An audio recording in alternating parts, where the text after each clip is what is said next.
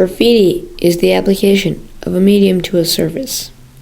Graffiti is the plural form of the Italian word grafficar. In plural, grafficar means drawings, markings, patterns, scribbles, or messages that are painted, written, or carved on a wall or surface. Ancient Egyptians did graffiti. They carved hieroglyphics on the walls of their pyramids. The cavemen did graffiti. They painted on the walls of their caves. They did this to tell stories and to tell what was happening in their world. Graffiti artists write for some of the same reasons. The right to express their opinions on things that are happening in their lives and to tell everybody what exactly they thought of the world. They also wrote to gain fame, notoriety, and respect from fellow graffiti artists. But graffiti really started to gain publicity in the 1960s when people began writing their names all over private property. They were following in the footsteps of a first recognized graffiti artist, Cornbread, Cool Earl, and Taki 183. Cornbread originally started to write his tag to impress a girl, but it soon became a much more serious thing to him. Him and Cool Earl were the first graffiti writers of that time period. Taki 183 probably was the most well-known graffiti artist, just because he was the first one to be noticed in New York City, the heart and soul of the subway graffiti movement. Writing moved from the streets to the underground, meaning the subway cars. It became competitive very fast. At first, the main objective was to have as many tags as possible, but as the graffiti artists discovered that they could get at nearly as many trains as they wanted in the yards at night, it became more about the quality of their pieces than the quantity. Tag style was quickly evolving too. A wide variety of fonts and designs were created, like calligraphy, block-styled and bubble-styled.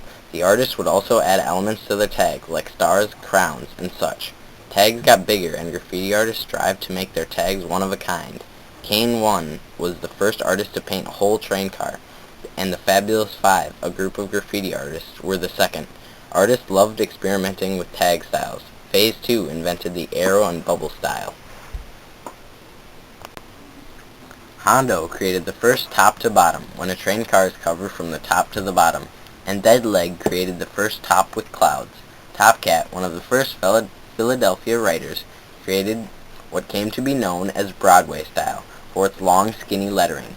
Riff was an artist who took other artists' ideas and improved and altered them.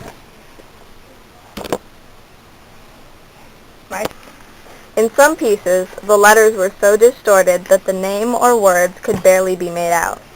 Style was what really set the two kinds of people who did graffiti apart. Taggers scribble their names. Graffiti artists make art. Graffiti artists, though usually male, could also be women. It was significantly more difficult to be a woman to write because being out late could be more dangerous, but graffiti was a very male-dominated field, and women would be discouraged from writing by boyfriends. One of the most well-known female artists is Lady Pink. People described her the most committed and enduring female writer of all time. There was also Stoney and Grape were some of the first female writers to gain attention. Though people in general think of graffiti artists as men, females played their part also in the graffiti movement.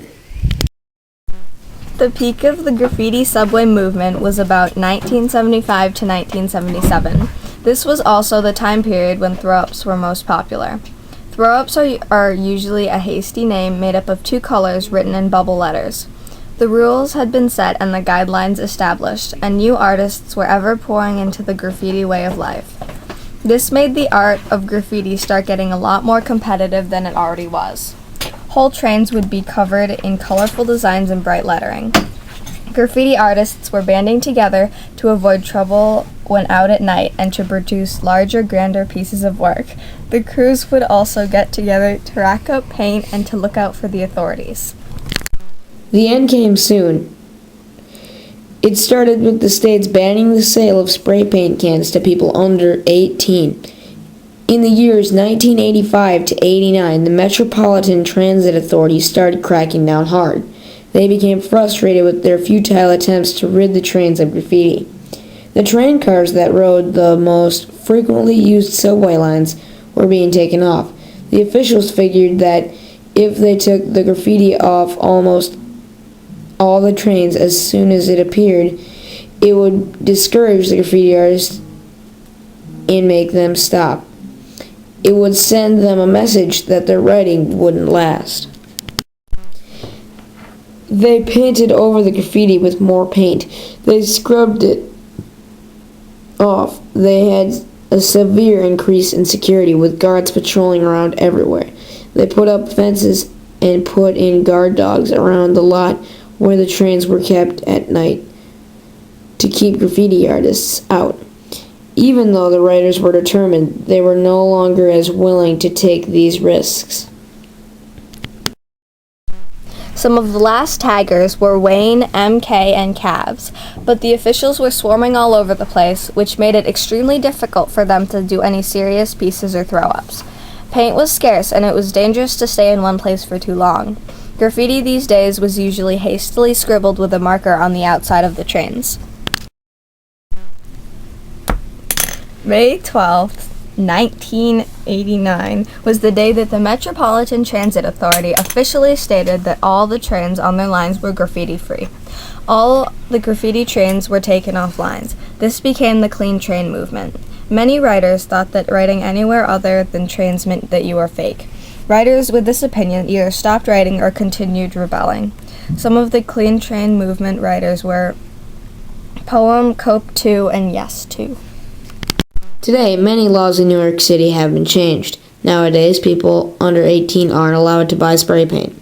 People selling the spray paint also have to lock it in a case or display it behind the counter. This prevents potential shoplifters from taking any spray paint. People under 18 also aren't allowed to buy etching acid or broad-tipped indelible markers.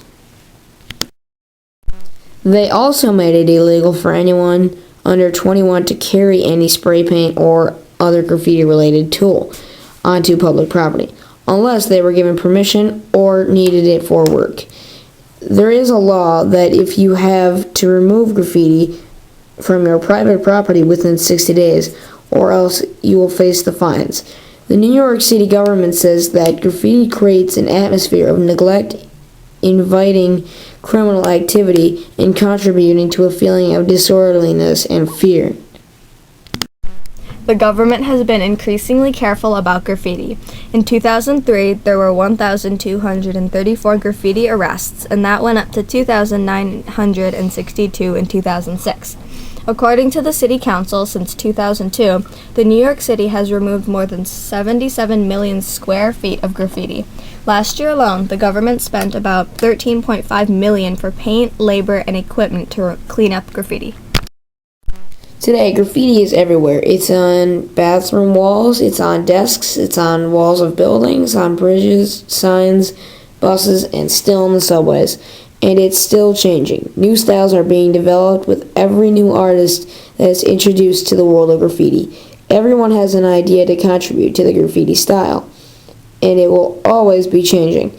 There will always be the people that feel it's either a job or to rebel against society. They'll keep graffiti alive. Graffiti has still got meaning. It's still got a message. There are always new messages. This is why graffiti will never be completely gone. It may have its ups and downs, but it'll always be there. It will always be there to tell the world exactly what these people feel. To come home because I have a very special love for this city.